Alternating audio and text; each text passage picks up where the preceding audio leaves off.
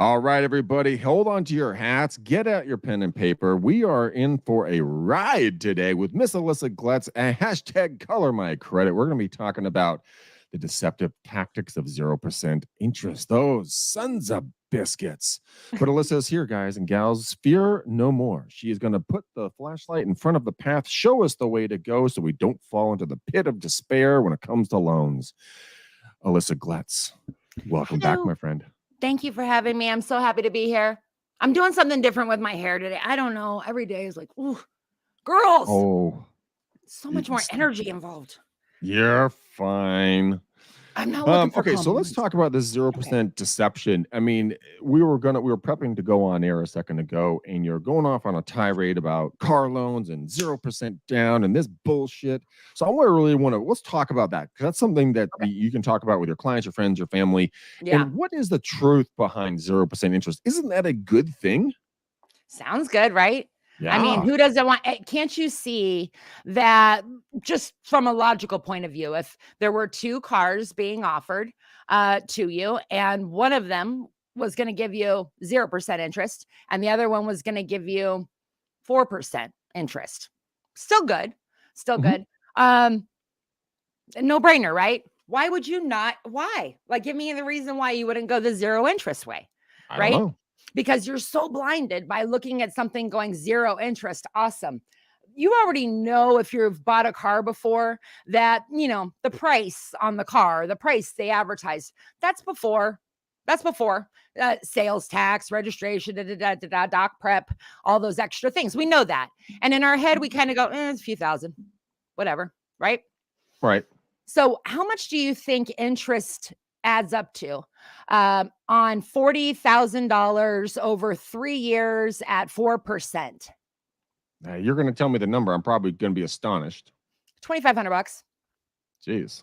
Wouldn't it be easy to say, well, we got two programs for you. We can get this one at 4%, 2,500. And they go, oh, that's not bad.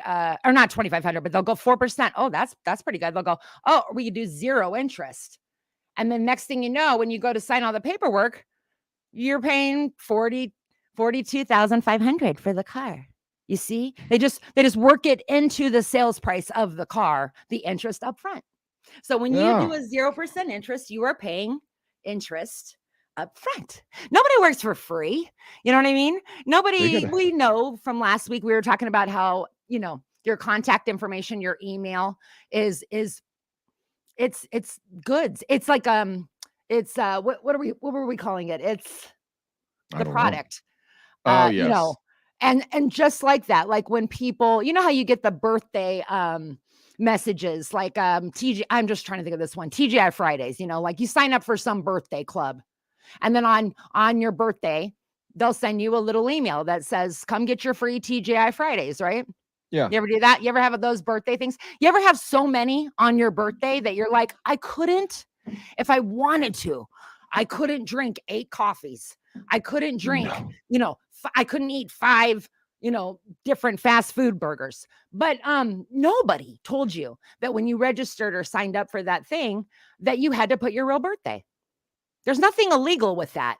Okay. So all you're doing, you're giving them your email. Why not just write it down in your notes in your phone and sign up for a different birthday with every single company? Every single day you'll get an email for something free.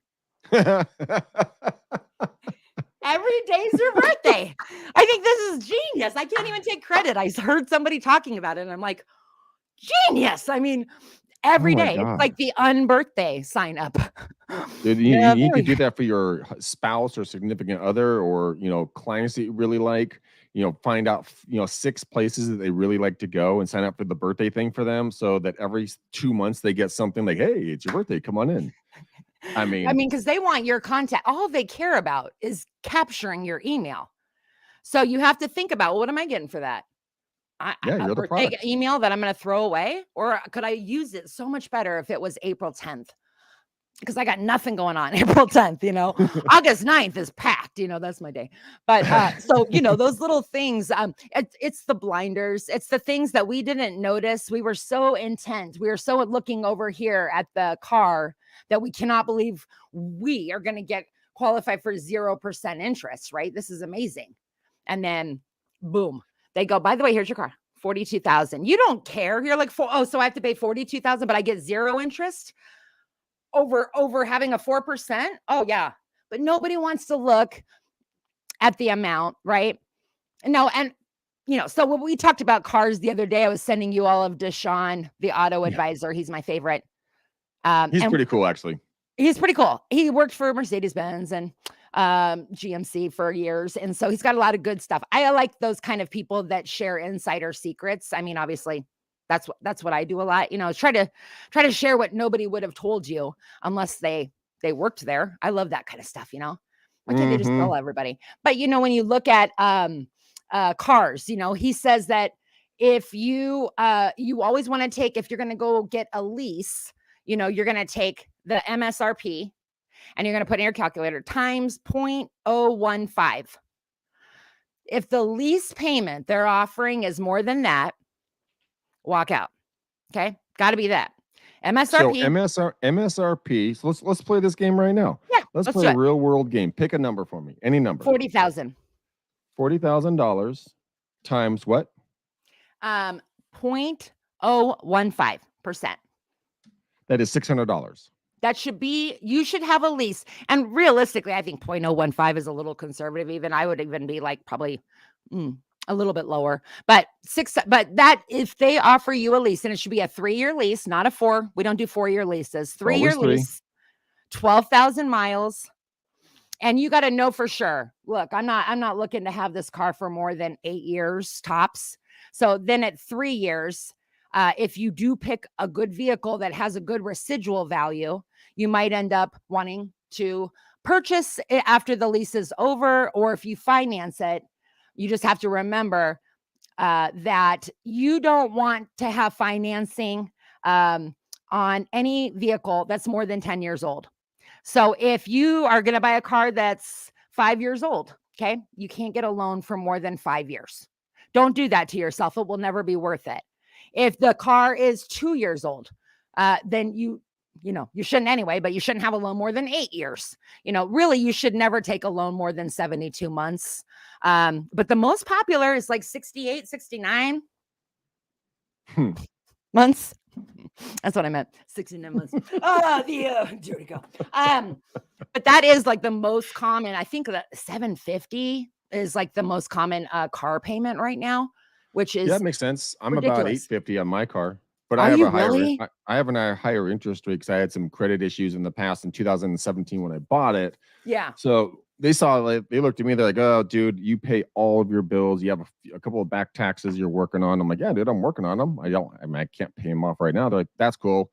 All right, we're gonna have to bump the rate on you a little bit." I'm like, "That's fine with me. I needed a new car. Like I had to have a new car." That's how most people. It's like, look, I got to have a car. Yeah. Yeah, I gotta have a car. And it was my dream car, so I didn't really give a shit.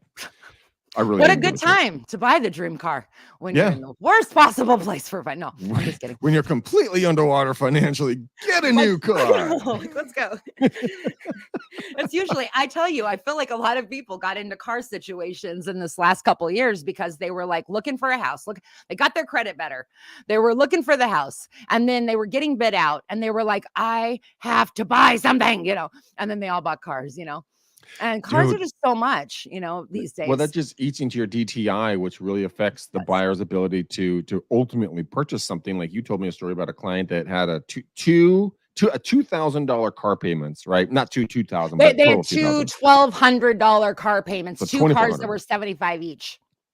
Yeah. So, I mean, that eats into a lot of your ability to purchase. And so that's what, let's talk about mortgages and the deceptive interest rates and let's just talk about some basic points, both on something relatable like cars, but also relatable that you can have this good, write down a couple of notes and say, "Hey, Mr. and Mrs. Buyer, before you go out and buy a house, let's talk about the leases on your cars. Let's see where your cars are. If we have to reevaluate, maybe dump one of the vehicles, bring that DTI. What's DTI? Debt to income ratio, which means it shows us how much money you can actually play with. And then let's recast your lifestyle.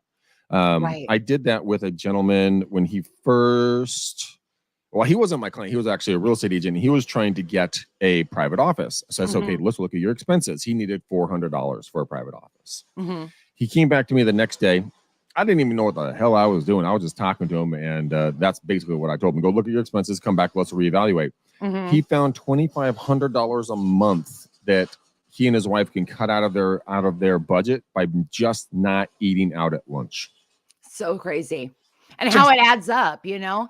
Like, but once you even go get your once your credit score is way better, you know, and you can go get a better car loan and you can get cheaper car insurance, that alone could be a $200 or $300 savings every month, if not more. That if you just tacked it on to the new payment every month.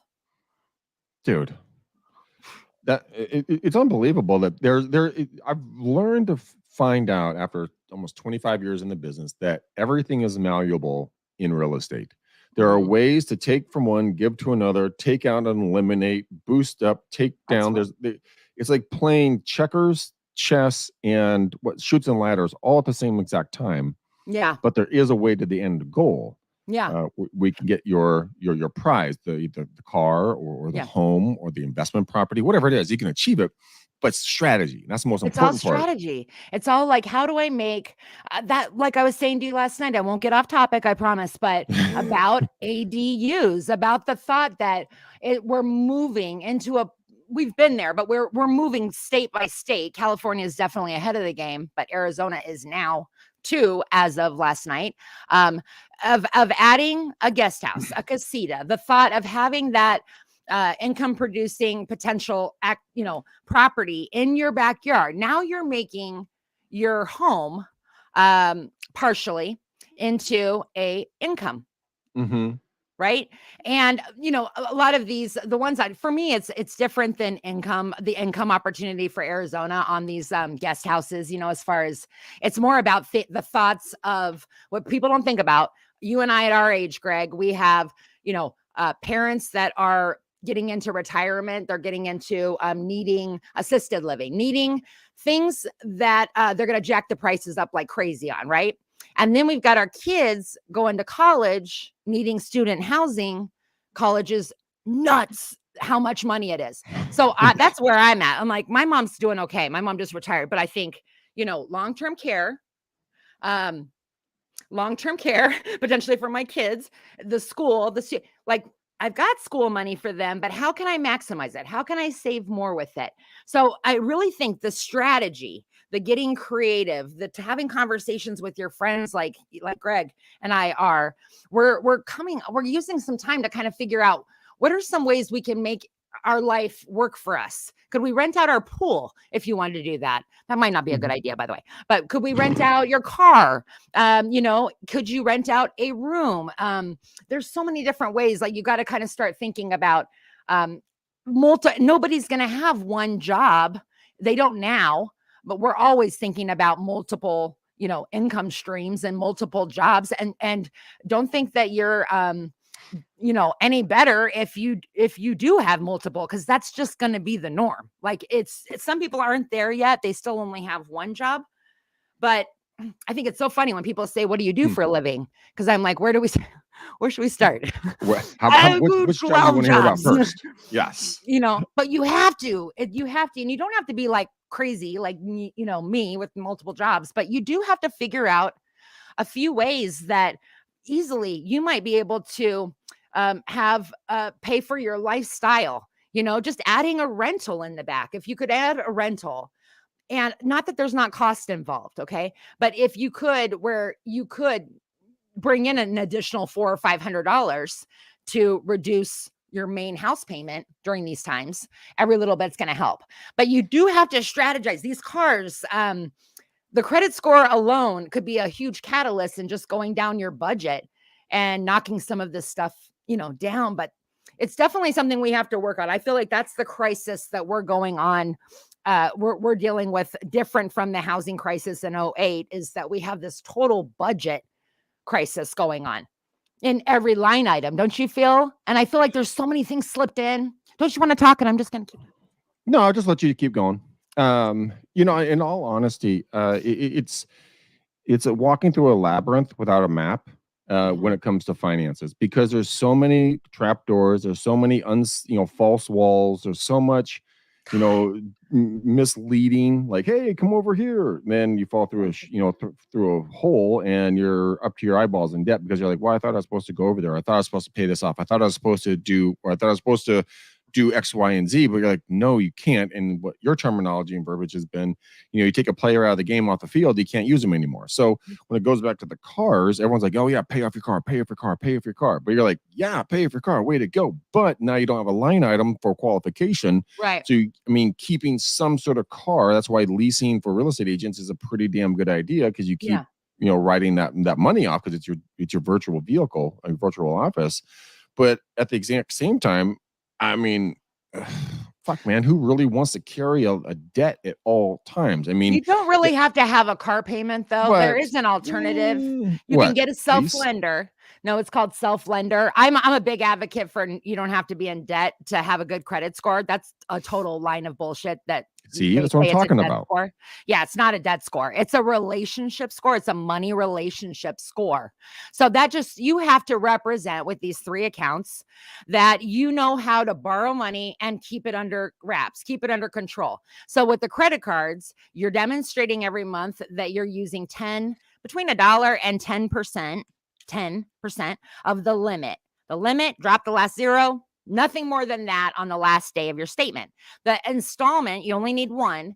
If you don't have a car, if you don't have a home, this is different, but it's called selflender.com. It's equivalent to a car loan as far as the way it codes on a credit report, but it's a savings account. So the minimum is $25. It's a great way. It's always how I help people build and rebuild credit, is I help them get a credit card at Open Sky. Selflender, $25 a month. You're going to let them take the $25 from your bank account once a month. They report to the 3 credit bureaus. You made your payment on time. After the 2-year term, you get $548. It adds up. The 25 just keeps accumulating every month, and then you get one big lump sum. I've been doing it for like 8 years. When I paid my car off, you get the money back? Yeah. It's a CD. You're basically funding the CD. The bank is funding the CD up front. You're making monthly installment payments to get that money released back to you. But it's you don't go in debt to have a good credit score. You're saving. So like, I have a few clients right now that are like, I want to save $5,000 over the next year.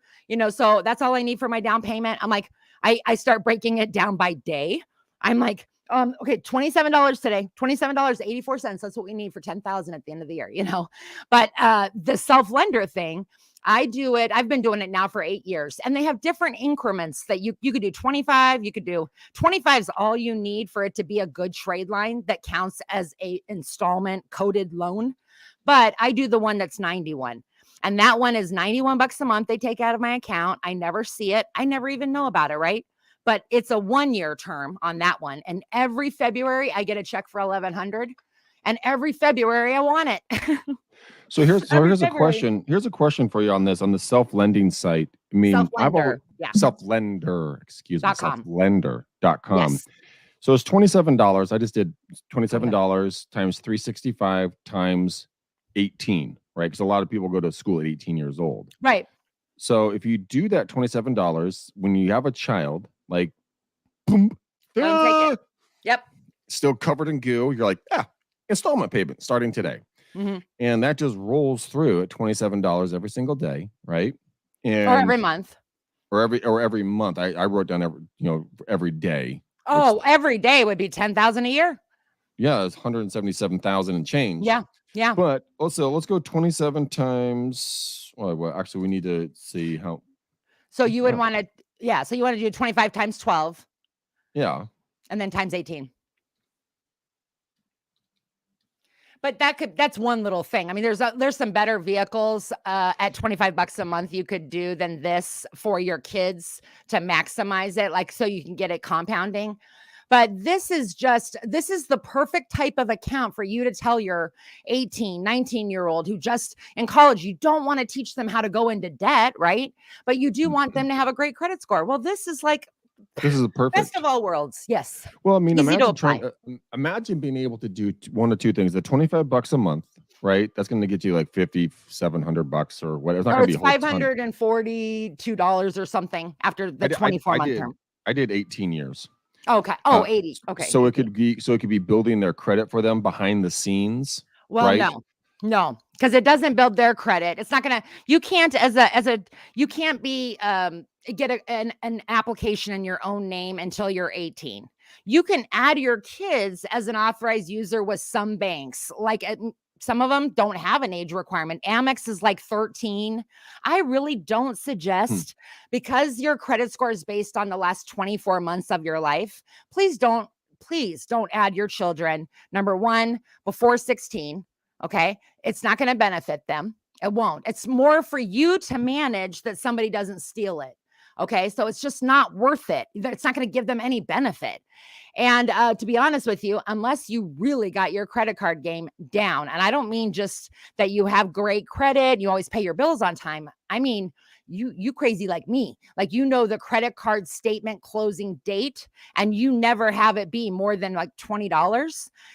That's the card you can add your child to. The minute you start using that card in any other way, that is child abuse, having your child on there as authorized user, because it's not going to positively impact the credit. They're too much of a baby. It's like they have a baby football team and they have nobody on their team yet. And you give them an average quarterback. You think he's great. And maybe according to your whole team, your quarterback's not bad. And you're actually pretty fine with being average because you see 750 on Credit Karma and you think you're probably okay, even though that's probably equivalent to more like 680 on a real score. But you're okay with all of that. So you're just going to stay in this world of, I'm assuming that I know what I'm doing. And that's a hard place to get anybody out of, because you got to unlearn to relearn. You know what I mean? It's hard. And so anyways, if that's the piece that I can't take when I hear people start saying that they've added their kid as an authorized user so that they can they're thinking in their head this length of history. That is a very, very small percentage of what makes up your credit score. Much bigger than that is the exact day your credit card closes, the exact balance and limit that reports every month. That's double more valuable than the length of history. So if you got somebody who you added your child and you have a card you've had for 20 years, but look at your last statement. Is it common that the balance is more than 10% on the day your statement ends? Then that's not a good card for them. They are better off starting the minute they turn 18, getting an Open Sky or a Discover, and getting that self-lender account. And just those two accounts, just the credit card. They spend $20 a month. They don't learn to use credit cards as a backup income source, backup debit. They use it as, it's going to be their number one job on their resume, on their money resume. Okay. They got to treat it like that, the chicken. Baby check. Baby chick. If you use that credit card and it's got a $200 or $300 limit, if you use it for any other reason, but for one little $20 demonstration of discipline each month, you're dumb. I'm sorry. You want to spend $200 or $300 to jack up your future? Nothing's worth nothing would be worth that. Doesn't make any sense. It doesn't. So why wouldn't you just make it I wish there was a better way to explain it, but like it's your quarterback. As far as the game of, if you had a fantasy football team of credit, that if you're drafting a fantasy football team, you're typically starting with you got to have a good quarterback. You can't have a question for you. To build up credit for your kids or rebuild for yourself, let's work off the hypothesis that they're 18. Okay. Yeah. So they get a credit card. We all know that they're going to have a cell phone when they're born, right? Cell phone? Yeah. Cell phone won't have anything to do with their credit though. No, well, it's a revolving line. So what if they were able to go out and get a cell phone at 18, put it in their name, pay it off with that credit card every single month? Why would that not work? It wouldn't. Well, the credit card, okay, so the cell phone, they can get the cell phone payment, will not show up on their credit unless they don't make the payment. It's not a credit line that shows up that counts on your credit. Yeah. You have to remember, it's kind of like you're like, can we add a soccer player to our football team? How would that guy work out? Could we add a badminton player? Would that work out? No, nobody recognizes a badminton player on a football field. You've got to put players in that the score can recognize. That means not rent, not Experian Boost, all the stuff we were talking about last month, not the some companies saying we can get your utilities added. If they can't recognize it, it's invaluable. It's worthless. And so a car same payment thing. is visible, right? Car payments are, but a lot of people think that for their kid, they're like, oh, I got to get my kid's credit going. I'll have to get a car. I'm like going, boom. Like, why can't we start with baby steps and just do like I say all the time, the Open Sky card is a credit card that doesn't have a credit check. So it's perfect for people who are rebuilding because you're not going to get rejected. Okay. But if it's an 18-year-old, there's a difference between bad credit you're overcoming and no credit, like a kid. So at 18, the best is I like Discover a lot. But Open Sky could be it. It doesn't really matter if it's secured. It doesn't matter if it's a secured card or unsecured card. And it doesn't matter what the credit limit is. Somebody can have an 800 credit score with just a $200 limit on a credit card. As long as the utilization, the last day of the statement, is between $1 and 10%. You just have to demonstrate. Somebody gave me the ability to borrow money from them. Okay. It doesn't matter the dollar figure. They're a robot. So they're looking at the utilization percentage of use. Okay. So on the last day of the statement, the grades go in the book. They go, Chase Visa, how did they do this month? Well, out of $1,000 limit, the balance on our last day of her statement was $900. So 900 out of 1,000 is 90%. And they go, that's not good. She looks like she's out of control. Next month, if that card showed up and it said you owed $20 out of 1,000, you would look like, okay, he's back in the game now. He's playing. Do you not seem more responsible? Think about it this way, Greg, if two people showed up at your house right now and they were like, we want to be your assistant, Greg. And you were like, I have nothing about you guys. I have no way of knowing you versus you. All I can do is try to use my best critical, judgmental point of view. And I don't know, look at you guys up and down. Well, they both hand you a credit report. The only thing showing on both of their credit reports, no scores, but they both have a credit card open. And you go, okay, cool. They can both get a credit card. Good. Ooh, this one says $500 balance, $500 limit. Yeah, that's going to be a problem. Then the other person, it says they owe $20. Nothing's $20 anymore. But it looks like they weren't out of town. It wasn't like zero where you kind of don't know, are they playing the game or not? No, they ate one potato chip and then they were full. Like they demonstrated discipline and they were like, voila, right? So when you look at their credit card report and you're like, oh, $20 out of 500. So from a judgmental point of view, you got nothing else to go off of. These two people want to work for you and be in your life. What are you going to say? Who's the more responsible one? $20 chick. That's right. That's all you're doing. You're demonstrating your discipline. So it looks like I am due on the 12th. I have one of my due on the 12th. So the statement will always close about 5 days after that. So payment due date, the 12th. This is an old one, 6/12/23. Okay, now look up in the right-hand corner on that statement, and it'll have a date reference. It says date ending. No.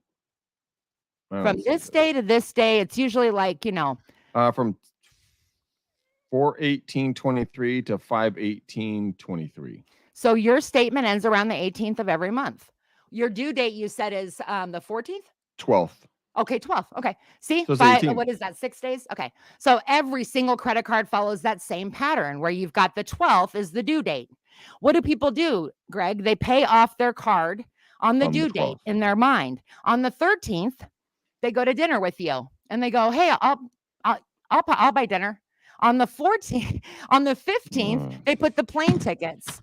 Think about, when do we use our cards the most? Right when we got them paid off, because we don't have another due date now for 3 more weeks. But that's how they get you, because 5 days later, what your balance and limit is is your grade for the month, is how you demonstrated discipline. And that's what's going to the bureaus. And that's going to play into your algorithm more than anything.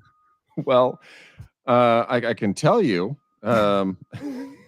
knowing this now, I look pretty shady. I am not the prettiest girl in school. Let's put it that way. No, you're not. No, it's funny though, because the first time this clicked in my head, because think about it, as a loan officer, is the only person who's going to pick up on this, because I'm looking across at people where they're going, wait, that's not my credit score. That was first. Then it was, wait, let me see. This isn't even my credit card balances. I pay those off in full.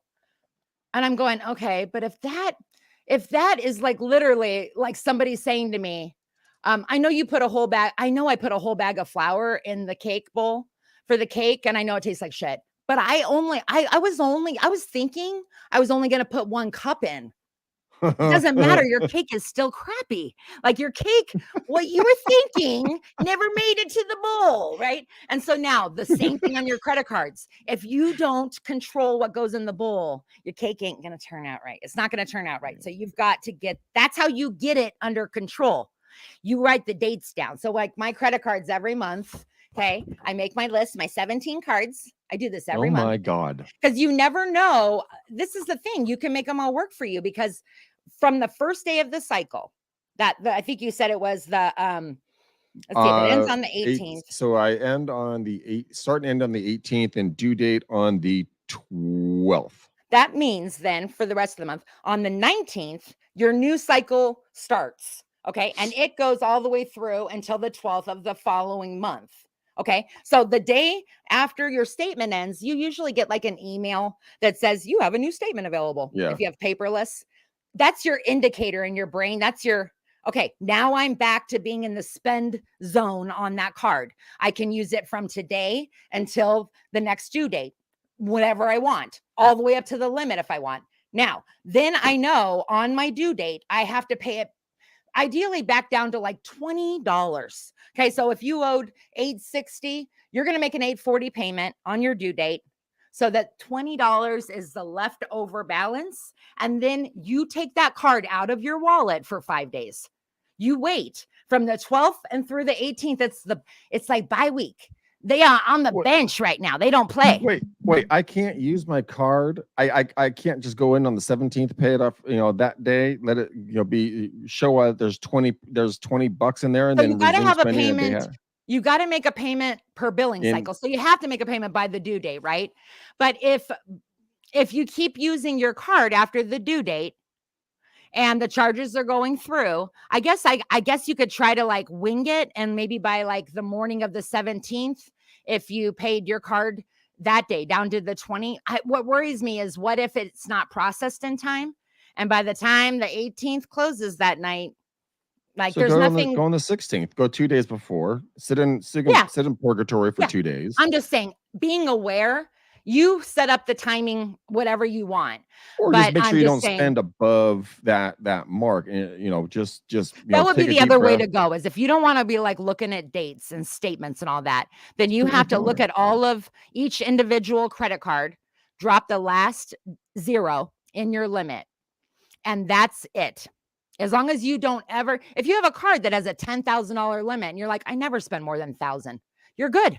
Then it doesn't matter what day that, you're charging, whatever. If you want to maximize your scores, as long as you're staying under 10% always, you don't really have to worry, because no matter what day of the month they report, the balance is going to be under 10% because you don't spend more than that anyway. You know what I'm saying? I have one card that has a really, really high limit on it. Mm-hmm. That is my I'm fucked card. And if I use that, then I'm in deep shit. But it's my reserve backup. Yeah. But I do spend, and I spend, I don't know, I don't even on my budget. So it's just knowing your true limits. Like knowing maybe $100. Yeah, it's just about knowing your true limits. Here's the thing. It's about knowing your team's schedule. Okay, so what I do is I take this, little list after I have everybody's dates written down, statement, closing date. Okay, then I go to a calendar like this. You can get them at Walgreens or whatever. For every single month on the first of the month, you go through the calendar. You put in red all your credit card name, the due dates. On the due date, you're going to write them in red. You'll know it's due today, right? And Right. then 5 days later, you'll write in, blue, the credit card name. And so blue accounts, when you see them there, that's the last day of your statement. That way, when you wake up in the morning, if I go to the fridge in my kitchen and I go, oh my God, I charged that card last night too. I got to pay it right now because they're going to close out tomorrow. Like I have a thing where it's like, it's a weekly, since I have 17 of them, I have about 3 or 4 each week that are my cards I can use. Right. And that's just the way I do it. The only reason I have 17, I don't carry any balance ever. The only reason I have the 17 is because I teach this and I do the consultations and I want to be able to get on the phone with somebody. And if they say my Amex Platinum is this, or I can't find it on the Cap One site, can't find it on the Chase, I want them all so I can be able to pull up my own account and tell them. So it's all guinea pig, but I don't use them in that way. See, we have a new relationship. I used to use credit cards like crazy. I was taught that way by my mom. I got to a point where I went, oh, so I own the team. So Yeah. I coach the team. I coach them. They don't own me. But see, if you don't own them, there's no other way. They will own you. They will. Financially, they will dominate you. And that's what a lot of Americans, the mass majority of Americans have massive credit card debt that is crippling because, Alyssa, this is why I love working with you so much, is because you take complicated concepts and you break them into bite-sized pieces and then make them relatable with sports analogies. Now, I'm the worst sports dude on earth, but I can even comprehend what you're saying. Yeah. And once you start mentality, say, instead of using big financial terms and to try to bewilder you and scare you and just intimidate you, you're just like, look, man, it's a football team. We're going to build you the best team. Here are the players. Let's go to the playoffs. Let's go to the Super Bowl. But the Super Bowl means you're going to have perfect credit. You're going to buy a house. You're going to be able to afford your car. You're going to be able to live the lifestyle you want, but we're going to be able to build it together. But here are the team members. It will help you with the timing of it all, Greg, because when you think of it like the score is almost like a referee type of guy. And he's only comes out to the field when you have your credit ran.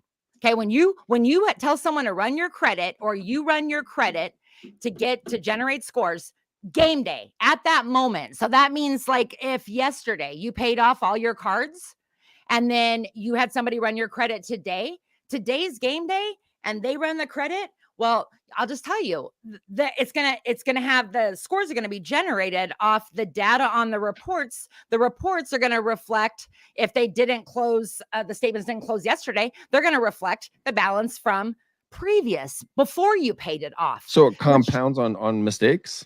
No, it just means that you have to wait until the team looks good before you say game time.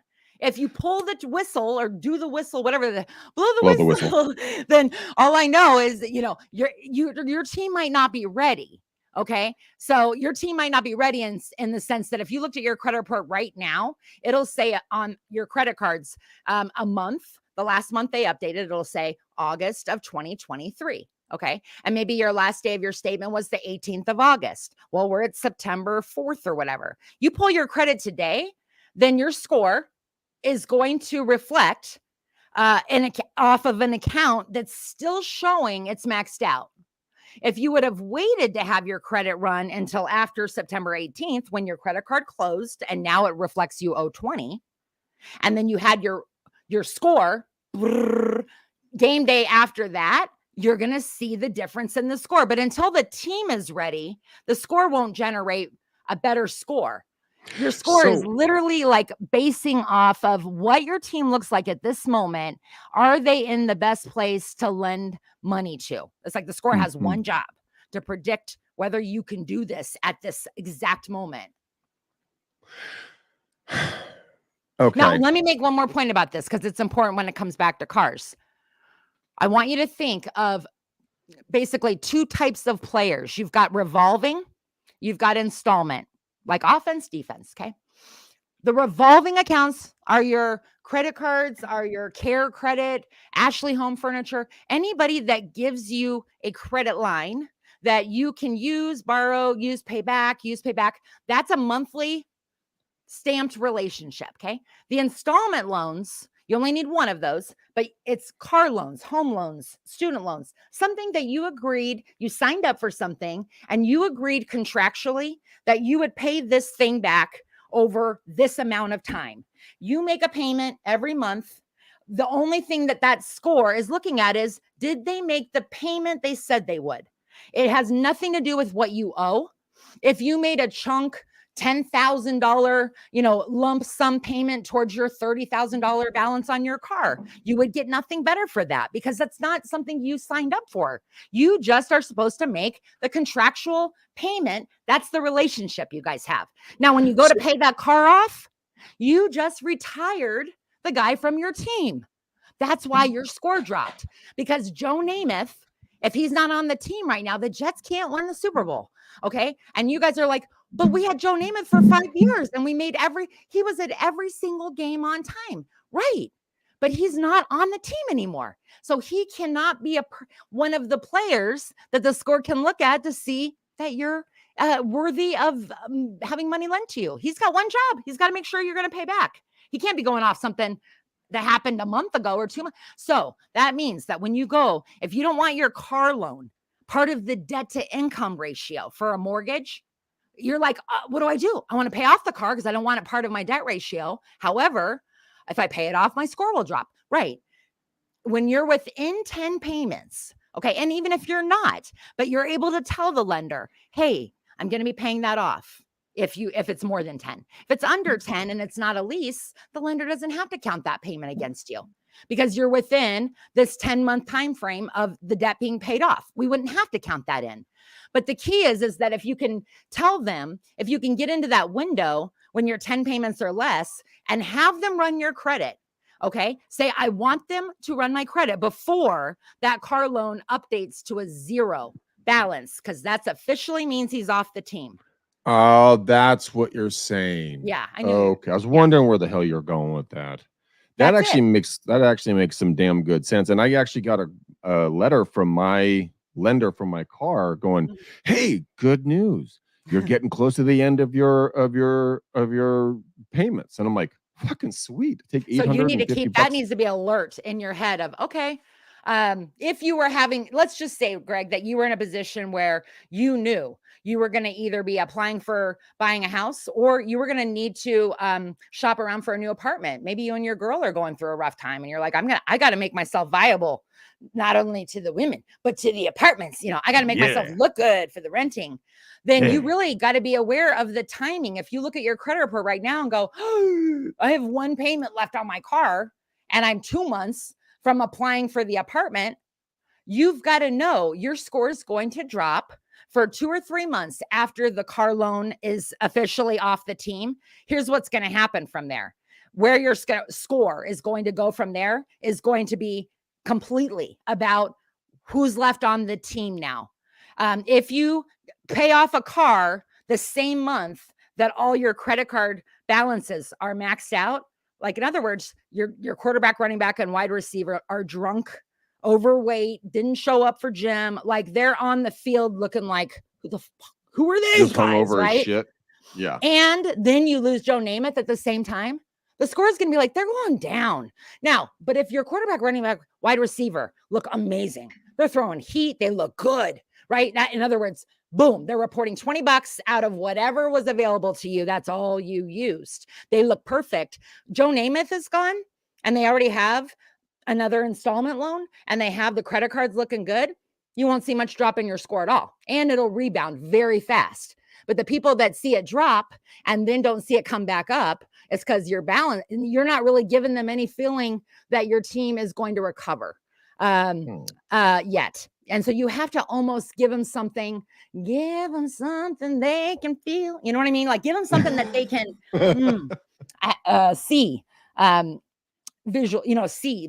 And that's the thing I see with refinancing cars. People go like, I'm going to get a lower car payment for my debt ratio. No, you're not. You're going to save maybe $80 because it's a short-term loan. So even if you drop your rate in half, you might cut out of your monthly payment $60, $80 or something. The hard part is that with the guy being retired at that point of a refi and a brand new guy on the team who they don't know is going to show up on time every month yet, there's a lot of instability in the team. You're going to see your score drop for about 3 to 6 months right after the refi.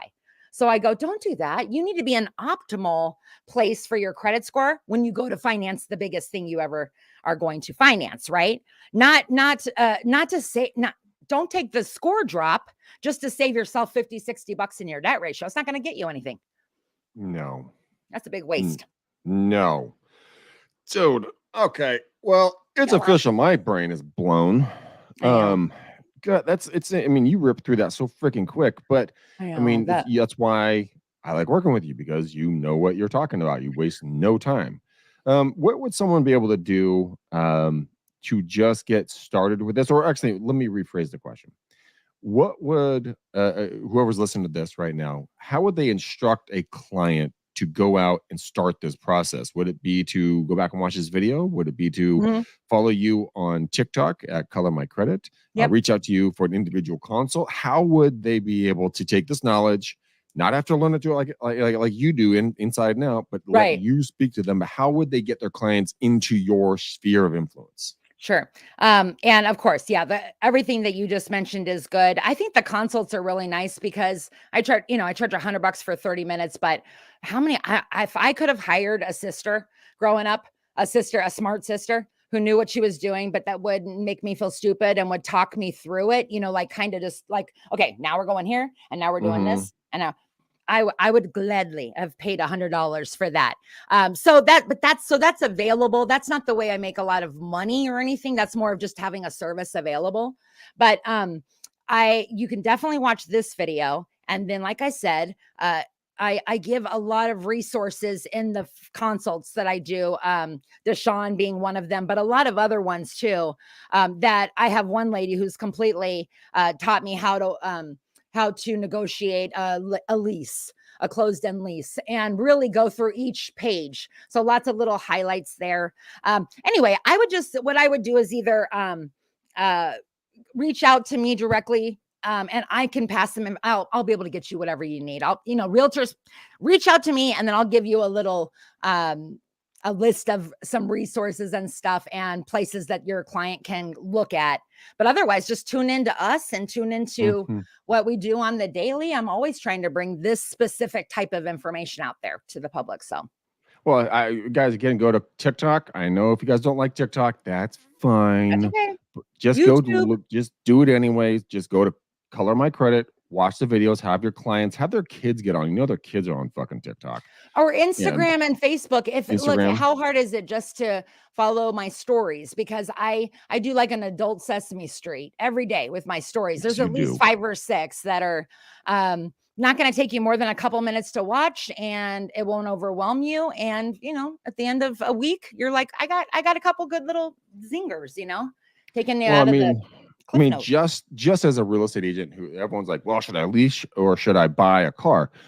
I mean, right at the top of the show, you brought out the easiest way to define a lease. You look at the cost of the vehicle times 0.015. That will equal what you should be paying. If it's over that, don't under lease that.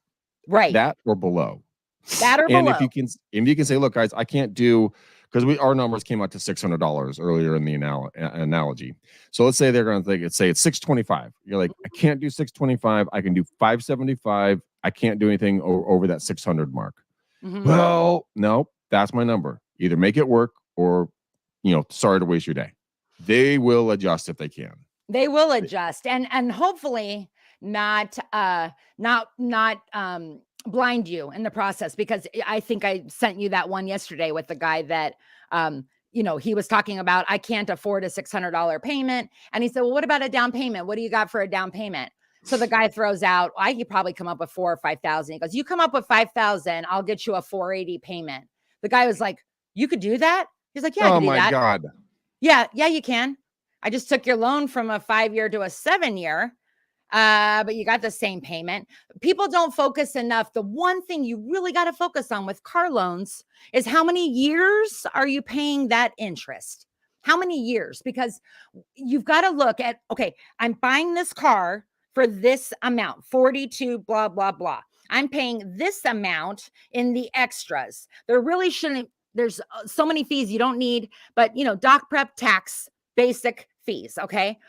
And then you have to look at how many years do I have to pay it? So any type of amortization is going to tell you the total amount of interest you paid over this amount of time. So add that together, because you're not buying the car for 40. You're buying the car for 50, because you're going to spend 10,000 on the interest alone over the next 7 years, because that's the loan term you did, right? Versus, figuring out, okay, I could do a 5-year loan and have this much interest, or take down the price, but don't let the down payment and the other things that they throw out. They know you're focused on a house on a monthly payment. So they've gotten really squirrely on, just extending years, extending things that make it feel affordable. But in the end, you're going to pay double for that amount of the car, for the car, for the actual car you're buying. Yeah, you'll pay double for that. And I do know that. And a lot of people know that, but they don't care about it because they get what they want and they can justify it through rationalization. And I understand that. Okay, so let's do this. It's hard to make it a priority when you're like, look, I just got to get by. I mean, I didn't give a flying fuck when I bought my Jeep. I'm like, yeah, whatever, fine, give me the car. What do you pay for insurance? Rationally, I mean, do you pay a lot for insurance? No, not that much. My buddy Sean does my insurance, so it's pretty well done. Okay. But I mean, it's overall, I mean, I'm paying more than I should, but I know that, and I was okay with it because I got the car that I wanted, and I didn't want to fuck around, and I was on a timeline that I couldn't break because I had no car. Like I had no car. Yeah. So I was borrowing one of my parents' cars. I'm like, this sucks. I'm in my 40s, like, no. And so I got the car that I wanted, and now it was the end of it. And I was happy, and bada bing, bada boom. But let's do this. But if you could pay $500 for that car with insurance every month, I'd be ecstatic. Are you kidding me? Would it be? Would you be? Would it be? Yes. Would it be a really? Because some people go, I don't know if I mean, not that I don't know, it doesn't add up, but they go, what kind of hoops do I got to run through for that? Dude, if I could just get $500 for that thing out the door, fuck, yeah. I mean, who wouldn't say yes to that? Let's make it happen, man. We can do it. Fuck. All right, the thing's almost over, anyways. But all right, guys, go follow Alyssa Glutz on everywhere that you guys can. YouTube, call her, Instagram, Facebook, TikTok. You pick social media. Alyssa Glutz, and you'll be able to find her there. If you guys are just hearing about a lot of this, go back and watch the last 51 minutes and change, and you will get your mind blown. Trust me, I actually took notes on a napkin, so I can actually say it came from the back of a napkin. Alyssa, thank you so much. Just one more time, just quick plug where they can find you. Yep. Go to Color My Credit. Just Alyssa Glutz at Color My Credit. And if you Google that, you'll find everything. Podcasts, news, websites, all kinds of good stuff. There it is, boys and girls. All right, Alyssa and I are coming back next Thursday. Yep. We're going to have another topic. Again, we are moving and grooving on our 10 weeks of glorious knowledge into the mortgage sector so that we can be wise, educated, and kind to our buyers and sellers. So tune in, share it with a friend. We love you to pieces. And until next time, peace out, ninjas. Peace out. See you. We go.